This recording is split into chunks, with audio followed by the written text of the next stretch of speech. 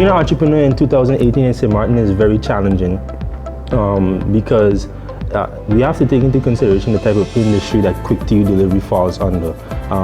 We are not really a tourist, quote unquote, based business, but St. Martin is a tourist based island. So it focuses heavily on tourism and things of that nature. But we focus more on trying to help the local community, businesses, individuals with their courier services, whether it's bill payments, bank runs, or even food deliveries. We try to help the local community stand on its feet or regain its economic viability, especially in the wake of Irma. So that is what it's like to be an entrepreneur in 2018. Challenging because of the industry that is mainly tourism based.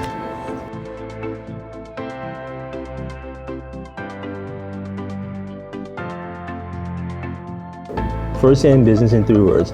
Well, the first one I'm going to use is the one I answered the last question with, challenging, and also rewarding, for the simple fact that it felt good to be able to do something on my own time, be my own boss as they call it, and just be able to have that measure of flexibility in planning my own schedule.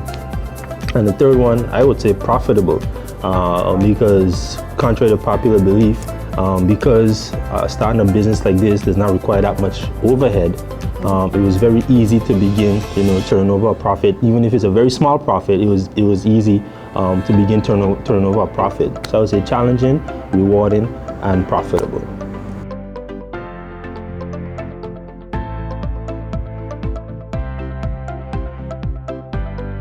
There's several things about being in the delivery business that I love, and one of them is meeting people, meeting clients, meeting new persons, and hearing how persons are hearing about this company called Quick to You Delivery. That's very not challenging. It's very interesting to hear the stories behind how persons got in contact with Quick to You. A lot of the times, and I gotta thank the public of St. Martin for that. Is through word of mouth referrals. That is very key to any business. Our Facebook page, if you check it out, Quick to You Delivery, you'll see nothing but good reviews from everyone who has done business with us. I actually believe and think that the lifeblood of any new business is actually referrals. That actually is the currency of a new business, referrals. If you don't have any good referrals, you might as well close up shop.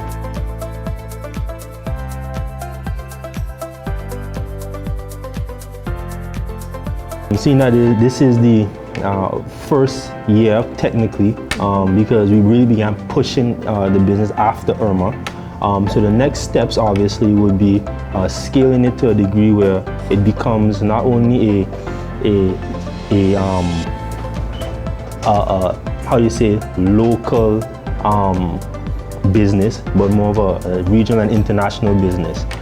We began stepping into that direction a little bit last year, where we had some clients from the US and Canada contact us to do stuff for them here on the island.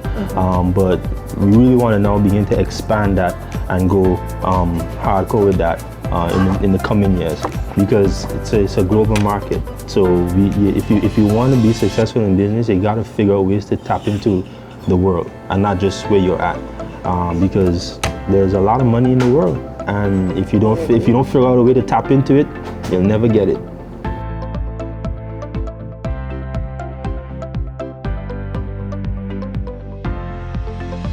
Our company, Quick to You Delivery, like I said, we want to.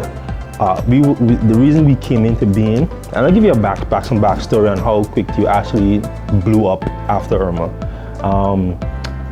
After Irma, when literally everything was shut down, I went to pay a GB bill, and the GB in the main branch GB in Phillipsburg was shut down, destroyed.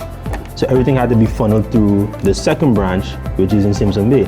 And when people got there, the lines were curling out the door. There were like 2-3 lines on the outside, plus the line on the inside. Banks were the same thing. And in that line, I heard somebody say, listen, I don't like stand up in this line now. I would pay somebody to do this. And at that time, I was like, you know something? I have a company like that. Because I registered this company 2 years before, but I had a job, so I wasn't really pushing it as much as I should have been. But after Irma, the opportunity arose for me to actually push this really, really hard. And that is when the idea clicked, and that is when Quick to You became the Quick to You that you know today, by standing up in lines, paying bills for people, doing bank runs, and then we expanded to do package pickups from Safe Cargo, EBS, things of that nature, and food deliveries. And that is how Quick to You is that's how Quick to You became the #1 time saving delivery company on the island.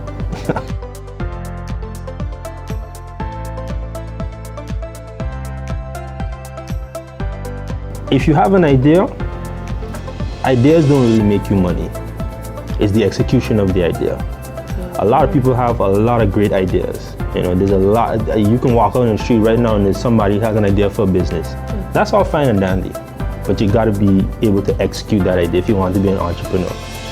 And also, in being an entrepreneur, you have to figure out 2 things. One, you have to figure out who you're going to help and why you're going to help them. And I say that because a lot of times people go in business without a clear plan, without a clear understanding of why they're doing what they're doing. Your business has to solve a problem and it has to provide a convenience. If you can figure out those 2 simple things, I guarantee that whatever business you put your hand to and you commit to executing it, you'll do well. And eventually make your way to be #1 in whatever category that you're in. Because a lot of times we think that just starting a business is that's all there is to it. But if you're not solving a problem, like Quick to You is solving the problem of people wasting time in lines, wasting time in traffic to go pick up lunch, breakfast, packages, wasting time in bank lines when you could be doing something that's productive, that's a problem we solve. And providing a convenience for them, because you can call me from your office, tell me what you need done, I get it done for you and drop it right back to you at your office. So you don't even have to leave the building, you don't even have to leave your home for that to get done. So provide a solution to a problem, provide convenience for people, and your business will prosper. I like that.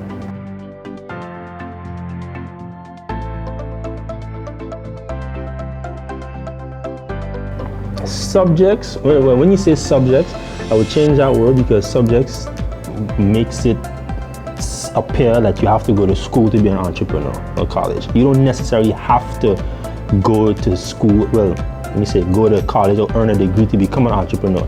It may help, but it's not really a prerequisite, I would say. Although I do have a degree, it's not in entrepreneurship, obviously, or not even in business, but I have a degree. So to become an entrepreneur, I wouldn't say subjects as in school subjects, but there are certain, how do you say, but there are certain life skills. Okay. Yeah. I like that. Life skills I like that word. that you will need. You will need to understand how money works. That's not a subject that is taught in school, so that's why you really can't say a subject. You have to understand the differences in good debt and bad debt. You have to understand what are the essentials of business, budgeting. You have to understand leadership, because if you're going to run your own company, you are going to be the point person, and that means you are going to be leading, whether you're leading yourself or you're leading employees or you're leading your clients. So those are some things that you really don't learn in school, but those are things that you have to invest in yourself by buying books on, or going to conferences, or immersing yourself in YouTube videos.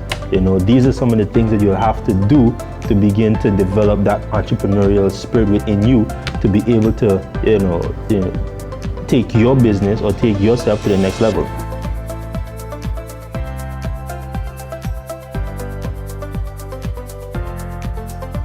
For the type of business that I am in, I think that the Ministry of Finance, as it relates to the banking sector, how banking is done, especially as it relates to accepting online payments globally, because it's difficult to accept, you know, payments from globally recognized online platforms such as PayPal and a host of others, because St. Martin is not recognized as a country, so to speak.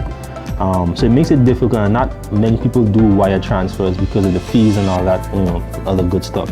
So I would suggest, or I would like government to look into at least that sector, so that we can, you know, again, there's a lot of money to be had in the world, and the way to become, to empower your population, empower your people, to begin earning more, is to begin leveling the playing field with the rest of the world. It's not, you're not going to create a lot of, I'm going to say it like this, you're not going to create a lot of millionaires with the current system that we have. You may get one or two that might slip through the cracks, but as a vast majority, like, you know, how China puts out millionaires often, like how, you know, countries such as the US puts out millionaires very, very often. Don't think that because St. Martin is such a small island that the same thing is not possible, because even though the island is small, it's still part of a global community, and in that global community there's money that is circulating in that global community. So the way to be able to access that wealth, that money, is through the online platform, because that's the only way you get access to all 7-point-something billion people on the planet. And out of that 7-point-something billion people on the planet, there's at least 300 that you can serve with your gift, that you can provide a solution to a problem for, or provide convenience for, that will pay you, and in turn that can help grow your business and eventually create wealth for yourself and your family and your generation. So all of that to say, let's get online banking up and running, or online payment systems, you know. You have to have a big vision, you know. If you don't have vision, you ain't going anywhere.